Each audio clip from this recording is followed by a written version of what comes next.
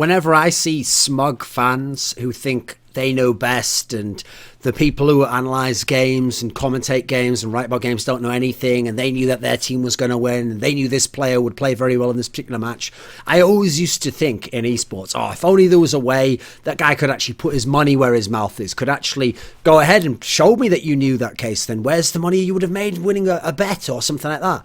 Well, with Alpha Draft, you can play for fun, but also go ahead and pick players that you think will perform well in certain matches, or if you have some insight as to how a certain key matchup will go, or you just have some intuitive tingling fan sense that's tingling, telling you that this guy is going to perform particularly well, you could play at Fantasy Esports at Alpha Draft and show us by winning 6 Skrilla. And then when I see that pay the amount of money you won for placing third in some NALCS week 4 day 2 competition, then maybe I'll actually respect you as someone who knows what you're talking about. Probably not. I probably won't see it, to be fair, but you'll still win the money. You are allowed to still keep the money.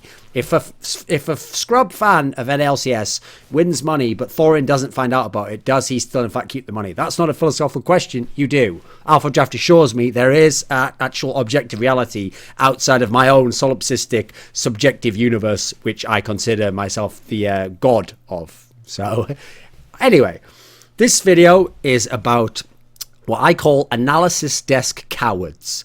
Because the analysis desk and commentary in general, in my opinion, is not a place for people who are cowards, for people who are afraid to express themselves, can't stand up, don't have the courage of their own convictions, as the old idiom goes, who aren't willing to actually back up what they're saying with reasoning, who crumble when someone makes a good point or someone asks them a question that's a bit too probing and go, oh, okay, and just goes with the safe answer. Now, it's one thing if you're a pure play-by-play caster and you want to extricate yourself from having to make predictions or analyze the game because it's not your field, and you say, right, I leave that to the experts, I just do my part over here. But people who are the color commentator, people who are on analysis desks, you're supposed to be there to analyze the game, and that means sometimes making predictions and being willing to stand by them. That means not necessarily making a prediction in terms of the score, but how you see the game going, analysing the way you expect the game to go, and having some strength of opinion behind that, because in doing so, you'll be able to fully express yourself. If you're not going to do so, and particularly if you're not going to do so from fear, you're going to hinder and limit what you're going to be capable of doing on analysis desks. And this goes for all games, but particularly I'm thinking CSGO and League of Legends here. Because in both of these games, less so in CSGO, but mainly because I've worked there and I've always talked about this topic with the people who work with me on desks, I've always instilled in people, we've got to get over this fear of a backlash from the audience. Of the audience saying, when you make a prediction, what a stupid prediction, that won't happen, you're obviously biased, you hate this player, you love this other player, you just hate underdogs, you pick the favourite, whatever scenario like that. I always want to get people so that they're not worrying about that. Independent of what's going to happen with the audience backlash, you're going to try and honestly analyze the game and give a real prediction and really say what you think will happen, why it will happen, in what way it'll happen, and put it out there and be willing to stand with what happens. And in League of Legends, obviously there was a bigger audience for a lot of time, and so the backlash was even more, and people got very worried about this. Now, the reason why this irritates me is because, again, what I usually explain to people is, if you sit down and you think about it, most of the fans who are getting mad at you, if you think about what their actual opinion is and how it's composed, you wouldn't be that worried about it if it was in isolation. If it was one person who came to you, it shouldn't be something to worry about, because a lot of those fans who will say that you're wrong or you're an idiot for making that prediction, they're someone who gave no reason as to why the person they said would win. They couldn't explain themselves as to how it would happen or for what reasons. They sometimes think that blind prediction has more value than actual real analysis if the result is different in favor of the blind prediction over the real analysis. They think that even if analysis turns out to have validity in terms of how the game played, like the prediction was wrong, but the way it was analysed, that was the core factor in the game, was that it went this way rather than that way, and that there was a nuanced aspect to it. They think that has no value sometimes if the prediction is wrong at the end, if the other team wins the game, even though that actual might have... What happens is you might explain how they could win the game, and then the fact that it didn't go that way, in context and contrast to what you've explained, might infer what actually did happen in the game, and therefore your original analysis was an important framework for the game and had some value. They might think that doesn't matter because at the end you got the result wrong. So all these people, you could easily dismiss these opinions if you saw them in isolation. But when it's a big crowd of people and when they're not explaining these factors and it's just them saying you're wrong, and if people get worried, and I notice this really makes people worried. And one of the areas I see it the most in, I see this particularly in League of Legends, but I see it sometimes in CSGO as well, is analysts and commentators constantly wanting to hedge their bets. And one of the ways they'll hedge their bets is to do this. You always say that a game between two good teams is so close, it's almost too impossible to pick between, it's a 50-50, or in CSGO terms, where it's like a best of 3 series, you say it's always going to be a 2-1 series.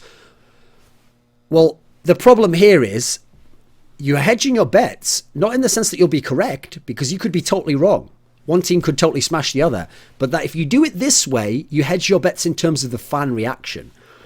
Because if you say it's going to be close, you don't really upset either fan base. If they are two top teams, you're allowed to say, oh, well, I did say it'd be close, when you're wrong, and you get away with it in that way. And what's funny is you don't get called out for failing really hard when you say it's going to be really close and really 50-50, when actually one team's a matchup mismatch has a big advantage in this matchup, and it's the kryptonite to the other one, and they smash them, because no one gets upset, the loser of the one who lost, with when you said their team almost would win, they didn't. Now, what they get really upset with is if you say their team will get smashed, and that is the correct analysis, using all of your understanding of the game and past history and the way you expect it to play out, but then it ends up being a close game. If you said that they'd get smashed, but it would be a close game, first of all, if it's a close game and the team you predicted to win wins, you won't get the credit for it, even though vice versa, it doesn't work like that. And even worse, if you say one team will smash the other and that team gets smashed instead, you will get absolutely dragged over the coals in terms only of public opinion. Again, that doesn't actually affect anything, remember. But that's why people think, right, the way to hedge my bets is just try and essentially give as little of a prediction as I can. Just say it'll be close, it'll be really similar. I hope it'll be a great game. Too hard to tell, but if I had to say, I guess I'd just edge it to this one and do it that way. I mean, one of the craziest predictions I've ever seen in this respect, I don't know why people do it. This is a CSGO particular one, is in CSGO, people will actually say, oh, I think on this map it'll be overtime. Right? I've never heard a compelling reason as to how anyone could predict a map would go to overtime. Because logically, that means you can't pick a winner in regulation over 30 rounds. So then why would you be able to pick a winner over the MR3 or MR5 overtime session? How could you even predict it would go to overtime? That means you think someone will win in overtime. Well, if they were doing overtime, why wouldn't they win in a regular map? Remember, you haven't seen any of the maps, any of the rounds of the map yet. So that's a crazy one where, again, you're trying way too hard to hedge your bets there. You should just pick a winner in regulation. You can never predict overtime will happen before a map has begun. But likewise, I think it's mainly that factor I said, that you never get called out that hard for not being willing to do it. Even though actually that shows you're doing bad analysis there, because sometimes you will have games where you'll see them and they should actually be a 3-0 in a best of 5 for some team in League of Legends.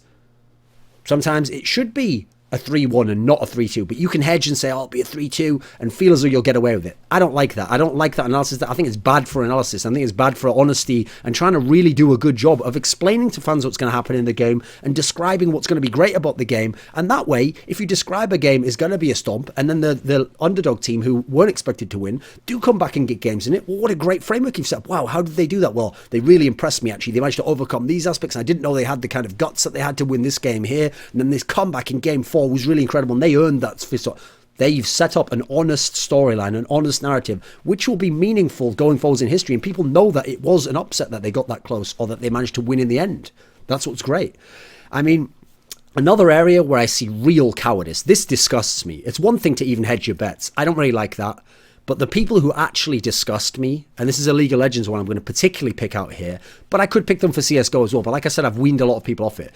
The ones I really despise are the cowards who pick someone based purely on the fact that they think they're supposed to pick them because they know the fans want this team to win, or the fans even think this team will win. So I've got 3 examples for you.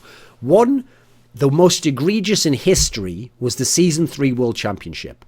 And the analysis desk for that tournament, only one person picked SK Telecom to win. SK Telecom was clearly the best team in the world. They had the best player we'd ever seen, who was playing a margin better than the second best player in the world, that we've never seen a gap that wide. And his team were gods and had perfected that pick style comp play of that particular meta, and he was the god of assassins as well, Faker and SK Telecom. In this particular scenario, there was no basis to argue that Royal Club would win the series. Now, you could maybe argue Royal Club would win games, or they would be able to make it competitive, or maybe you saw a slight weakness that they could maybe win in late game team fights or something. Maybe you could make some sort of a case, but that's not what happened. Monte Cristo picked SK Telecom to win because they were the overwhelming favourite. They should have been. And rather than a majority of the desk pick SK Telecom to win, all of the other members of the desk picked Royal Club to win. And the reason they did it is because they wanted to go against Monty, they wanted it to go against the Koreans, and they wanted to go with the fans who hoped there could be an upset and that Koreans wouldn't dominate and win Worlds. That's what they really wanted. And there was a massive cheer when they all said that Royal Club would win. And yet, a bunch of them, behind the scenes and after the fact, I've asked them, and they did admit to me that they actually, of course, they knew SK Telecom would win. Of course, that would have been their real prediction, but they thought for the good of the show, or they thought just to give a fun rise to the fans. Now, I understand there's entertainment involved in this job.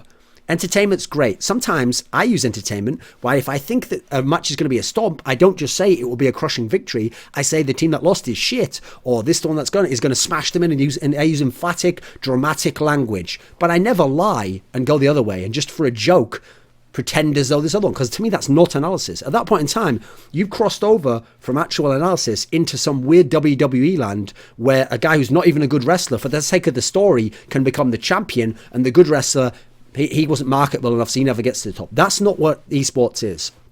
You can have theatrics and showmanship, but it can never take over and supersede the actual analysis and the real part of the game. What if someone was tuning in there and that was one of their first big matches, or that was their first big tournament, and they watched that final and they thought, oh my god, there's been a massive upset. All the desk except one picked this Royal Club team and they got smashed 3-0 on one of the most brutal beatdowns I've ever seen. Wow, I guess SK Telecom must have invented something new in that final. This Faker guy and Piglet, they must have just like suddenly burst out their shells and become great players that weren't known. No, and you know what? There were actual news media outlets around the world who were mainstream media who wrote up the story, and actually they did write it this way. They wrote that it was a big upset in the final and that the Chinese team that they were favourites got upset because they watched the broadcast. The analysts failed to give their actual analysis. I've got a couple more examples. So this one's much less egregious, which is that when Fnatic played against Coup at Worlds, I actually thought it would be a close series. I actually thought Coup would probably win 3-2 or 3-1. I thought Fnatic could definitely win games. I thought Coup would edge it because overall I thought Kuro wouldn't be that bad against Febevan, whereas I thought that Smeb would smash Huni. Obviously, the first part of that was correct. No, the second part was the part that was mainly correct. The other part was actually somewhat correct as well.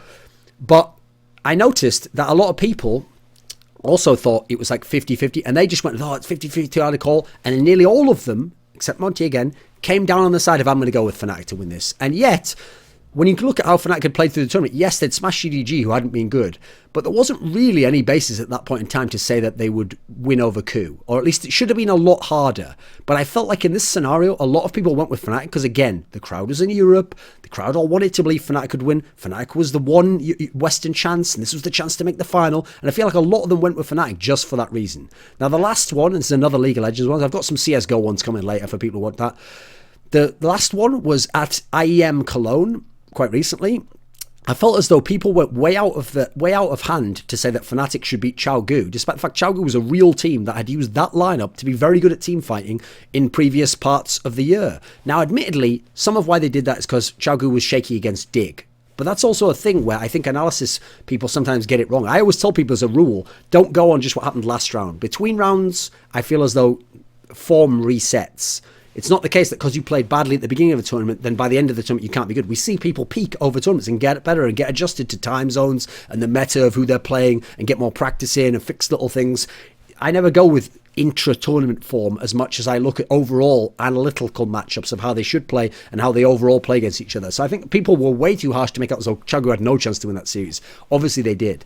Now, the reason why I bring up some of the ones there where I think people failed us, particularly on the Royal Club one, and Fnatic Coup won to a degree, by picking the people they thought they were supposed to for the fans, is because there's been times in League of Legends and CSGO where I've made predictions, either on the desk myself or just in terms of how I've had to do it for articles and stuff, where these were hard ones to predict, and you had to really analyse it and be brave and not be a coward and be willing to stand up for what you really thought. So in CSGO, I've got a couple for you.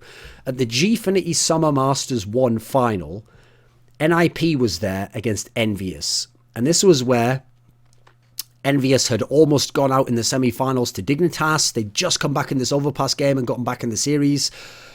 And even worse than that, since both Envious and NIP were on a little bit of a slump at the time, but still both decent enough teams, it's very hard because it was a best of 5 final to ever predict a 3-0 in a best of 5 in CSGO, because the way you pick the maps means that the other team's nearly always going to have one map that they should be favoured to win on, even by a slight bit. Also, that it's very hard to win 3 maps in a row, so if you win 2 in a row, usually they'll be able to get the third one. It's usually best of 5 should be 3-1s. That's how it tends to go. Now, for this one, I had to predict a 3-0 because I looked at each of the maps in isolation, and ignoring what I just said there, I looked and I saw that each of these 3 maps, Envious was a favourite on.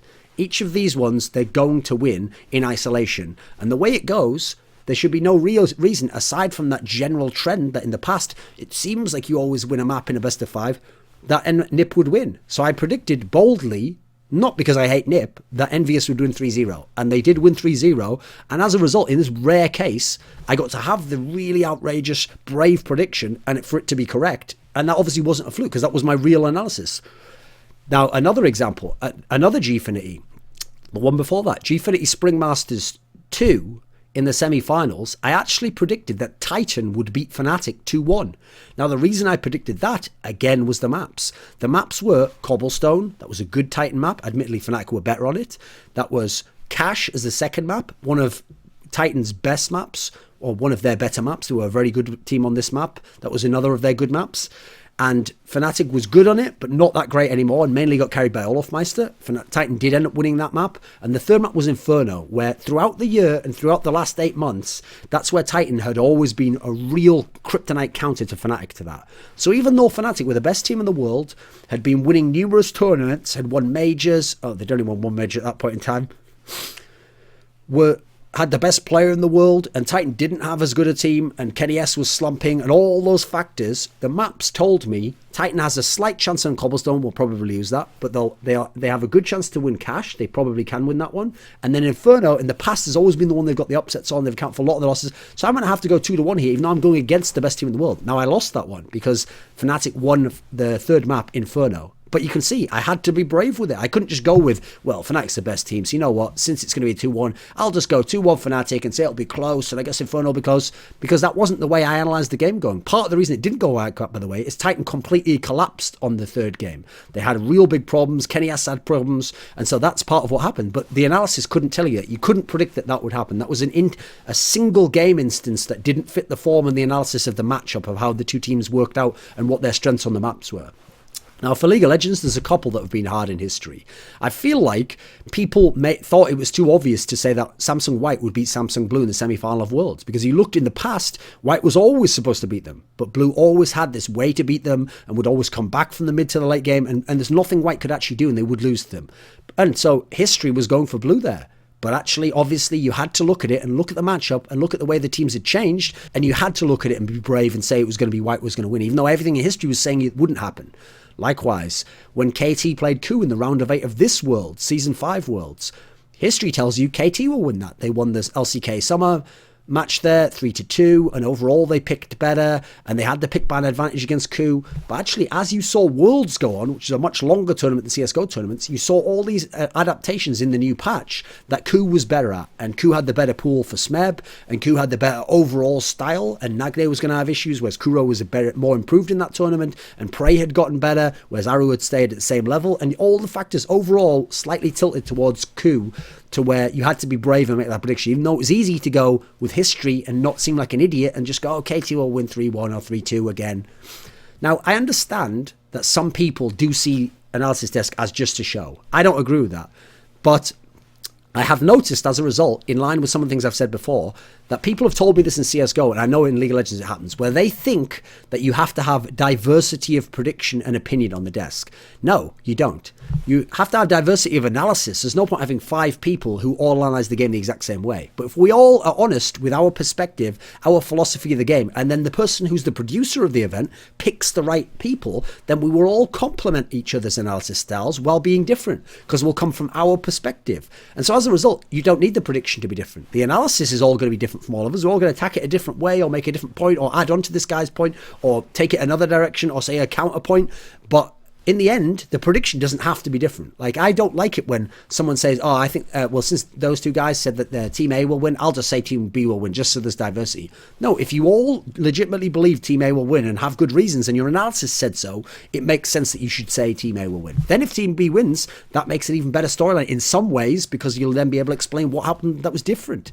I think it's supposed to be real analysis, which you then dress up to be presentable and entertaining, not the other way around. And fuck people who are cowards on the analysis desk. If you're a coward and you can't handle public backlash and what the public thinks is going to interfere with you doing your analysis, don't do the job. You're going to do a bad job, and you're actually not going to even be transmitting good information and good analysis to the person who isn't the one who's criticizing you, who just wants to know what's going on in the game and get your expertise. And you're taking up a spot from someone who would do that. So don't be a fucking coward.